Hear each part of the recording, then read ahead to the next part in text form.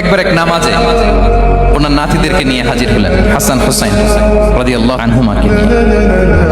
তো নামাজের এক সিজদায় বিশ্বনবী এমন লম্বা সময় সিজদায় পড়ে রইলেন, মাথার উঠান না। মুসল্লিরা তো অবাক, সাহাবারা ভাবলেন হায় রে, নবীজি অসুস্থ হয়ে গেলেন নাকি, অথবা ওহী নাজিল হলো নাকি।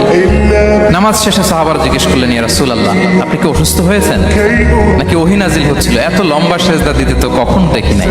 বিশ্বনবী বললেন, না না, কুল্লুন যালিকা লাম ইয়াকুন, কোনোটাই না, বরং ওয়ালাকিন নাবনি ইরতাহালানি, আমার নানা ভাই হাসান হুসাইন সিজদারত অবস্থায় আমার পিঠের উপরে উঠে বসেছিল। ফাকারিহতু আন উআজ্জিলাহু হাত্তা ইয়াকদিয়া হাজাতা, আমি উঠে গেলে তাদের ডিস্টার্ব হবে, এজন্য সিজদায় পড়েছিলাম। যতক্ষণ তাদের পিঠে উঠে খেলতে মনে চেয়েছে তারা খেলেছে, তারা নেমেছে, তারপরে সিজদা থেকে মাথা উঁচু করে দাঁড়িয়েছে। সুবহানাল্লাহ।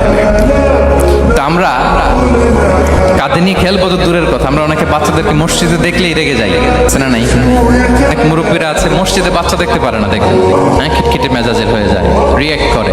আলহামদুলিল্লাহ গত অনেক বছর ধরে বাংলাদেশে এটা নিয়ে আমরা কন্টিনিউয়াসলি বলেছি যে না, শিশুদেরকে আপনারা মসজিদে আসলে ধমক দিবেন না, ভুল করলে, আওয়াজ করলে, চিৎকার করলেও তাদেরকে বকা দেওয়া যাবে? বলেন।